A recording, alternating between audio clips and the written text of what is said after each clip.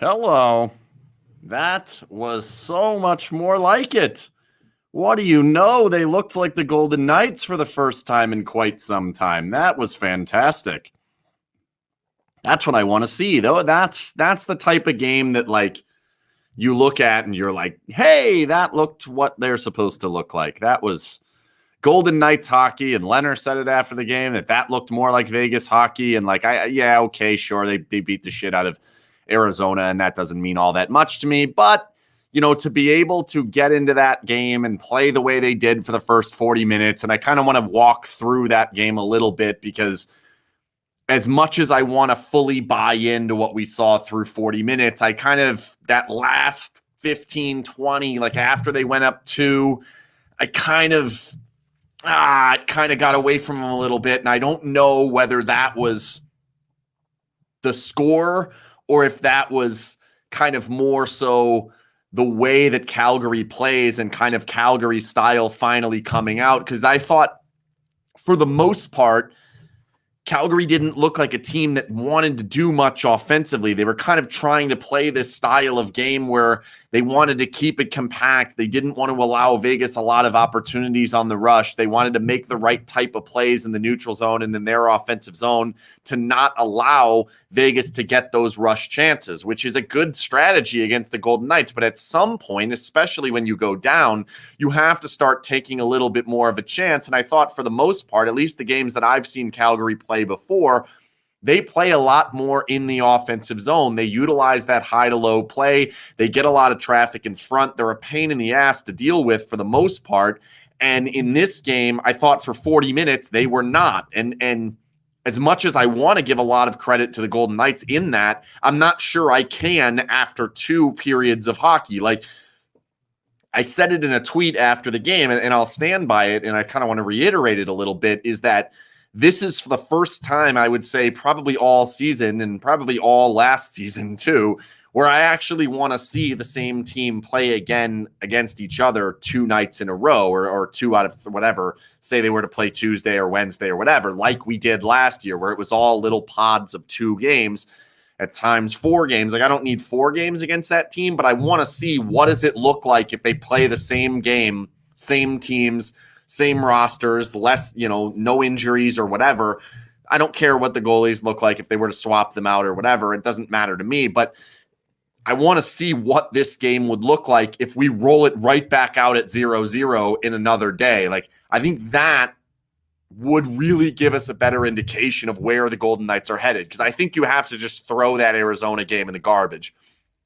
And this game, the defensive structure was so good for 40 minutes. And really, I'm not trying to put this in a game where it's like 40 minutes of good and 20 minutes of shit. That's not what happened. Like you tip your hat to them on that goal that they scored to make it 2-1. Vegas, good job getting that break, busting through them, kind of starting to buzz a little bit in your offensive zone. And that's where they came out of their shell of how they were playing. Allow Vegas that transition chance. Good play by Janmark to get that pass not only across, but actually back and across directly on Waz's stick. Good play there. Janmark's Dodanov's net drive pops the puck in. Like that's a big time goal, timely goal, big time opportunity. But then if you go back over the rest of the game, there's the trip where, Coghlan loses his edge. That's a goal. It didn't go in, but that's a goal. They get another one with the empty net. They had a power play where they had an opportunity there. I actually thought they should have pulled the goalie at the beginning of that so they could have had a full 2-minute power play as opposed to 4-on-4 for a minute and then 5, or what it ended up being 5-on-4. And then they, afterwards they ended up going to the goalie coming out and being 6-on-5. They were very good at controlling the puck and not allowing the Golden Knights to get free clearances, which when you have that, you go to the 4-on-4. I thought they should have gone to the penalty kill or to a power play at that point, which is pulling your goalie. If it's 4-on-4, Vegas can't ice it, even though you have what's effectively a 5-on-4 power play. Should have been what they would have done in that situation. They didn't. Thought that gave Vegas a break, but the Coghlan slip happens during that. So I guess that kind of neutralizes it. Vegas gets very lucky that one does not go in. I don't know where the game goes from there. Probably the same. But then they hit the post with like 40 seconds left. 2 poor Dodonov clears. Didn't particularly like either of those. It wasn't the safest and best play at 6-on-5. You know, they gave up the 6-on-5 goal. That's super rare for the Golden Knights. It wasn't a bad period, but it wasn't their best. And so that's where we talk about it being a complete performance. And that's kind of how DeBoer was framing it. I thought that's how Leonard was framing it. You know, that's kind of the feel we were getting, and I'm not sure I'm there yet. It's certainly better. It's certainly a step in the right direction, but at the same time, you allow 2. I didn't think their offensive generation was that significant. Like, this is a game where if this is in a series, you're happy you got the win, but you're not necessarily feeling great about it. Now, there were steps forward for a number of different players. I thought Janmark was very good today. Wah did a good job when he had the opportunity, specifically offensively. You saw, I thought McNabb had a pretty good game despite having, I didn't think it was Coughlin's best, so McNabb having a decent game with him was good. Penalty kill was real good early in the game. That one that they had, they basically snuffed out any opportunity, and that's a power play that was zipping the puck around and doing some good things, and they did a really good job of making sure that that didn't go the wrong way against them, and that could have been a moment where it was 1-1, end of the second period. Maybe you go in tied. Maybe it's a different game, and probably is based on the way that third period went. But again, like I said, I would love to see these two teams play again. Another 60 minutes, another game where the score is not what it was. It was 2-0. They get the goal. Vegas immediately gets it back. So basically all the time where I didn't feel like the Golden Knights were playing great in their game, in that moment, they're up by 2. So it's hard to kind of go nuts about that. When you're up by 2 and you end up winning the game, you don't want to lose your mind over that particular play. But I think through 24 games now, I've kind of been conditioned to see some of the negativity in what's been happening, some of the chances that have been created. And you saw the quick reset, and then Vegas isn't able to deal with it. Coughlin falls down. He's the last man back.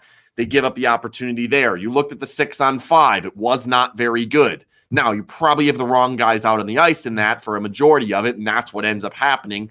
Okay, I'll give you that.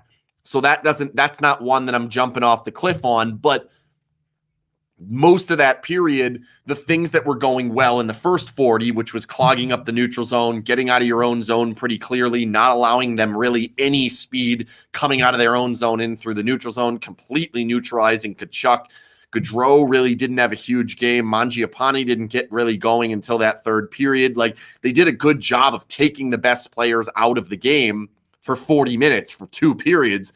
And then once they went up by 2, it kind of goes away. So it's like, which part of this do we want to take? Do you want to throw it all and say, yeah, that's what we are going to get? That first 40 minutes is Vegas being Vegas. Or do you want to say, well, that last 20 minutes kind of fell down into some of the problems that they've had in the past? That I don't know, and that's what we want to see moving forward. There's a couple of tough games coming up. I think that's probably a good thing. Let's get them out of the way when we have some health now here, some opportunity to see what's going to happen in some of these games. Like, this is a good opportunity for that. They're tough games. Like, I think you want some of these tough games. I think you want some of these opportunities to kind of challenge yourself and test yourself and see, where are we? Because you can fall into this, sense of security here, playing the Arizonas of the world and feeling like, oh, we stomped them out. Our offense is all there. And I thought you saw today, like, this is not a heavily offensive, team, the Golden Knights, even though there will be moments where they will score 4, 5, 6 goals in a game, time and time again, but it mostly comes off the rush. And in today's game, the first goal, it comes off the rush. The second goal the third goal comes off the rush. I'm trying to think of the second goal now. The second goal is, what is that? The Smith, what is it? Yeah, that's someone off the rush. Theodore gets it in, rips the shot, lucky bounce back off to him, then a terrific pass into the middle. Again, that's like Theodore creating the Golden Knights offense, but again, it's off the rush. And if you play a series against a team like that, what happens? What does it look like? And I know I get yelled at by people all the time that like my focus is only on what it takes to win the cup and what it's going to look like to win the cup. And I think my focus has actually turned a little bit, understanding that Eichel is going to be a part of this roster. I'm less concerned about nights where they're going to go and the opposing team's going to shut them down for the majority of the game, but they're giving nothing up defensively. Like, that's what we've gotten used to. That's what set the Golden Knights home 2 years in a row. And maybe you can even argue back to the third year, because that's exactly what happened in Game 6 against San Jose. So maybe that's not the case. So I guess I'm more concerned about, can they control defensively like they did for the first 2 periods today and utilize that to take a lead and frustrate teams? And that's the way. And then when you need that moment of brilliance, that's why you have Jack Eichel coming in. But what does Jack Eichel do to the way that you're playing? It's interesting. We'll see. This is an interesting comment. I don't buy Calgary. That's Nicholas. They're a better team than they were, but I don't buy all the hype on them. I actually think they're very good. I think that they're going to have a little bit of a tough time scoring as time goes on. I don't think that's the type of team that you're going to come into a playoff series and they're going to be scoring 3 a night on you. So I don't really think that they're the same team right now as what you're going to be facing when the games actually matter come April and May and June. But I think their style of play is very good. I think that defending is going to be good enough to make Markstrom really difficult to beat. I think they're the type of team that if the Golden Knights were to play them in a postseason without Jack Eichel, and I don't think that that's going to be the case because I think they're going to have Jack Eichel, but if you were to roll out this same roster, I don't think the Golden Knights would be able to beat them in a 7-game series. I think that they would play the same style that we've seen from Dallas and Montreal and Vancouver and Minnesota, and I think that that would be a tough series and probably not one that the Golden Knights would win in the end. Luckily, that's not the case. That's not what the Golden Knights are going to look like. The Golden Knights are going to have Jack Eichel. They're going to make a different move off their roster. It's going to look a little different. So going nuts about this game is probably not necessary. But I do think that this is the beginning. Hopefully, it's starting at, trending the right direction of how they can defend. The way that they defend today is going to help them win a bundle of games in the regular season, put any doubts of playoffs to rest. I don't think I have any, but McKenna has some on goalie interference, so I guess I still have to have some of them. Once you get past that, if they defend like this, no matter who they play in the postseason, they're going to be a hard out. And then, can you score? And that's where Eichel comes in, and that changes everything down the road. We'll see. Let me talk a little bit about Leonard and the Olympics, but first I'll tell you that this Periscope is brought to you by Conler & Associates CPAs. A couple of you that I've talked to have already reached out to Conler & Associates CPAs, got your free consultation. One person in particular just told me that they got a free consultation, they got all their advice, and Conler charged them absolutely nothing because they were able to fix the problem on their own. Fantastic. This is the kind of people that they are at Conler & Associates. They will help you even if they don't have to charge you. They will still help you. They just big-time Golden Knights fans looking to help, wanting to be an ear to lean on for the tax stuff that's coming up. We're heading almost into 2022. Your taxes are going to be due before you know it. Make sure you take advantage of Conler & Associates, fantastic sponsors of SinBin, fantastic Golden Knights fans. Call them up, tell them SinBin sent you. Conler & Associates, Conler CPA. Definitely go ahead at conlercpa.com. Definitely go ahead and get on there. Today, in the post-game press conference, Robin Leonard kind of dropped a bomb on us all. The question from Jesse Granger was basically like, do you think you stuck your claim into being ahead of Markstrom for that goalie competition in Team Sweden? And he was like, no, because I'm not going. Kind of came out of nowhere for a lot of us. I think most of us thought he was probably going to be in the contention to go. He's definitely one of Sweden's best 2 goalies, if not the best goalie. Kind of said that he had some discussions with his psychiatrist and they thought it was best for him to not go. This is huge news for the Golden Knights. Like, I'm going to take this as selfishly as I can possibly look at it, and I'm going to imagine that most of you are the same. I am not Swedish. I do not care if Team Sweden wins the gold medal. I do not even want Team Sweden to win the gold medal because that would mean that the U.S. does not win the gold medal. So I don't want that to happen, and I want the Golden Knights to win the Stanley Cup. It's best for both of those for him to not go. I think he's very good, so I think him being on Team Sweden might make life more difficult on the U.S., and more importantly, for those of you who are listening to this, you probably care more about the Golden Knights. I think it's excellent news for the Golden Knights that he is not going. I think it's probably as good as it can be.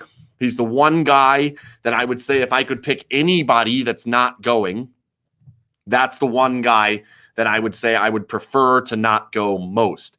Now, after I heard that, I thought, okay, well, maybe that means you can put a little bit more of a load on Leonard, certainly up through the first, whatever it is, 50 games or so before the Olympic break. And then from there, you can back it down through the back half of the season and find a way to kind of get him to not be playing a ton of games. I asked DeBoer in the postgame, like, does this help you? Does this put you in a position where you can change the way that your goalie rotations are going to go? He basically said no, and then said something along the lines of they're looking to get 50 to 60 games on Leonard and then the 20 to 30 on Janmark. Somebody in the press, I can't forget who it was in the press, I can't remember who it was in the press room, said that basically he's on a pace for like 62 or 63 at this point. If he continues playing 19 out of 23, that's where we end up. That's too many for me. I think they should be aiming more at the low end of that 50, not the high end of the 50. I do think that now you get the Olympics off. So now I feel a little bit better about it landing somewhere in the mid 50s as opposed to upper 50s. I think if they're anywhere near 60, I'm concerned. I don't think that's the best way to go into a postseason, even with the month off. I don't think that that's going to make a huge difference just because how congested that schedule gets down the stretch. You're going to have to play the other guy quite a bit. And here's where my concern lies. Is that the Golden Knights are not getting Jack Eichel back until after that post Olympic break. Yes, they're in a fine position at the moment. I think they're actually in the playoffs at the moment, right? Now that they won this game. Let me double check that. Yes, they are in the playoffs at the moment, so that's good. I don't think this is going to be a season where they're going to kind of run away with a postseason spot. I certainly don't think it's going to be something where there's 30 games left in the year and you're saying, well, even if we go on a 4, 5, 6 game losing streak, we'll be fine. Because of that, I think the Golden Knights have shown that they're going to run their goalie into the ground when they feel like they need wins. We've seen that through 25 games to this point. I think you're going to see a little bit more of Brossoit if they keep winning. But the moment they start losing and the moment that number starts to slip, and that meaning the points number in regards to the standings, I think you're going to notice these games are going to become a little bit more important in how they feel. And because of that, they're going to lean on Leonard more. I would actually be surprised if he's anywhere less than 55. I think they might be able to get away with hitting him on the 60 number. To me, that's way too many. And now with the Olympic break, that eases that pain a little bit. Not a lot, but a little bit. Like if he plays 60, you've got somewhat of a chance because maybe you get to the conference final or the Stanley Cup final and the guy you're playing against, say it's Vasilevsky who played for Russia or, whoever else it can be. Maybe he played 60 plus the Olympics and now you've got that Olympic break on your side. Maybe that's helpful. So maybe 60 isn't as bad now that he's not going to the Olympics. But the part I don't understand is they're very committed and they're saying how important it is to have the two good goalies. And Brossoit's been good. Fine. Brossoit, he's been fine. There's no reason you can't throw Brossoit out there for any game, no matter when that game comes up. Like, you can put him in there, no problem. The Arizona game, they put him in there. There's no issue. You're not going to lose that game because of Laurent Brossoit. why he's only played 5 of 23 or 24. Where are we at? 24. Doesn't make sense to me. Why are you paying him $2.5 million if you're only going to play him 5 games? Like, I think they need to play him quite a bit more. And with the way that the schedule sets up, they're not gonna for the next month or so here. Like, it's not gonna have enough. I would agree with Nicholas that he should be good enough to play 1 and 4.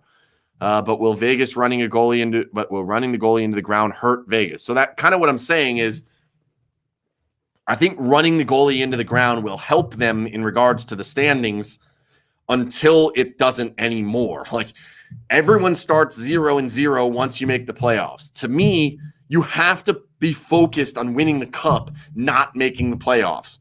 What may hurt them in the regular season does not matter come postseason time. You just have to get in, and this team is good enough that they will get in. Whether they play, I think they could be without Leonard for 2 months. They will get into the playoffs. Like, that doesn't concern me. So I would be a lot more hesitant to play him. I would never have played him 19 of the first 24. That's for damn sure. I'd be somewhere closer to, like, you probably have 9 games or so for me. So that's kind of where I'm at. Yeah, like Chris says, 32 games after the break. I just don't see there any way that they're going to end up with 18-14 with Leonard. And part of that is because I think funneling Eichel into this roster and making the subtraction that you're going to have to make, whether that means making the trade or having multiple players on IR, however that looks, you're not going to have the depth that you currently have once you get Eichel back. Like, it's just not going to look the same. And because of that, I think you're in a situation where you're going to be chasing points down the stretch, even if it's not to stave off elimination from the playoffs, because I don't think they're going to be that close. But I do think there's going to be enough teams nipping at their heels to say, we can't play Bressois 15 out of 30 here. Like, I just don't see that happening. So in that regard, you'd want to get more in pre-break. Don't think that's terribly likely either. And then there's the last part, which is, I'm not sure they're going to go. The more I think about it, the more this, the COVID bullshit continues to jump up on us. There's some new strain garbage. I don't know what the hell it is. I don't care really, but like, the more you hear about it, the more the NHL, it seems like, is going to be like, man, maybe we shouldn't go to this. I'm not sure what's going to happen with the All-Star game. Is it really a good idea to send one representative from 32 different teams to the same place? Doesn't really make sense to me. So maybe that gets yanked, and then they spread out some of those last 32, push them back up, and things get a little bit, more relaxed, more like a normal season. But then still, you're going to have to find a way to get more Bressois. It's going to have to happen. The hit from McDavid tonight is terrible. I do not understand where that comes from a player like him. I've never seen anything like that from him before. I don't understand how that happens. I think it's probably a 2-game suspension. He gets thrown out of this game, so maybe that's 1. I know that they don't like to suspend Connor McDavid, but in this case, to me, he picks his head. It's clean in regards to he picks his head clean. It's dirty as shit play. Like, yeah, I think he's going to get suspended for it. 71, the odd man out, if he's the one that goes if the trade happens. Like, I don't know yet. Like, I've made the argument that you want to make this deal sooner rather than later. And by sooner, I mean before the end of February, or like when they go in February. So I guess it would be the end of January. Like, I think that you want to make your decision sometime in January, as opposed to waiting until the outside of the Olympic break, having to make the deal in March, kind of dealing from a position of no strength at all, really being under the gun to get yourself back under the cap. When you watch William Karlsson play, very rarely do you have the belief that he's not as good as Chandler Stevenson. I think he's better than Chandler Stevenson. But at the same time, Chandler fits very well in that position. Chandler also showed that he can fit down the lineup a little bit more. it's a tough thing. It's a tough situation. And I'm still not sure where you're at, because there's an argument to be made that Theodore could be the one that would make sense to go. But at the same time, then he starts playing better. And I think he's been a little bit more offensive. I think he's starting to do a little bit more. So we'll see. I don't know. I don't think I would make the decision right now, but I would start looking and trending in that direction of saying, okay, by Christmas time, we need to have a list of 3. And where are we going to go? How are we going to pare that list down to 1 in the 2.5, 3 weeks after Christmas? I think the organization is sitting here saying, we don't know what it's going to look like come March. We don't know what Eichel's going to look like. We're not sure what it's going to look like with Martinez and Stone and Pacioretty and Carlson and all these guys that have been hurt. So we'll just wait. We'll just be patient. And I don't think it's going to be Dadonov. I just don't see anyone taking Dadonov off the Golden Knights' hands. I don't think they will say they address the need in the offseason and then immediately ship that need out. I just don't see that happening. So I don't think it's going to be Dadonov. So you got to pick somebody else, somewhere, so $7 million elsewhere. So we'll see. I do think they're going to be patient on it. I don't think anything is going to happen before March. But they've surprised me before in some of these things. So we'll have to wait and see. But again, I'll end it on saying I think for the most part, today's game's a good step in the right direction. Like, there haven't been a ton of massive steps in the right direction, and today is one that you can say that's it. Like, that's a good step in the right direction. That's the type of game that this team needs to play to put any concerns of a slow start or whatever behind them. Not that big a deal. So over under 2.5 games played without a full roster due to cap.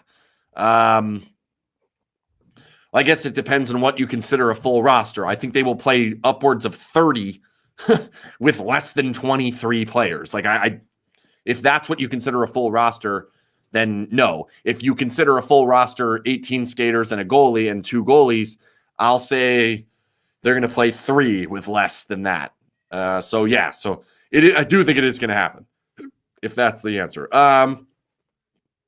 I think that's it. I think that's all I got for today. Conler Associates CPAs, thanks again for sponsoring this thing. We will have, what's tomorrow? Monday. Yeah, podcast tomorrow is the plan. I don't know. Maybe it'll have to wait till Tuesday. We'll see. And then they play on Wednesday night, so goalie interference will be on Thursday. And then I'll try to do another one of these probably on the Sunday game. I doubt that we'll do it on the Wednesday, the day before goalie interference. Maybe the Friday game's interesting enough. Then we'll look at the Sunday game and we'll go from there. So that's it. Thanks again to everybody for joining us. Thanks for the comments. And please take care of Conler. Great sponsor, great stuff. Hopefully you can take care of them. If you need any tax help, please, conlercpa.com. See ya.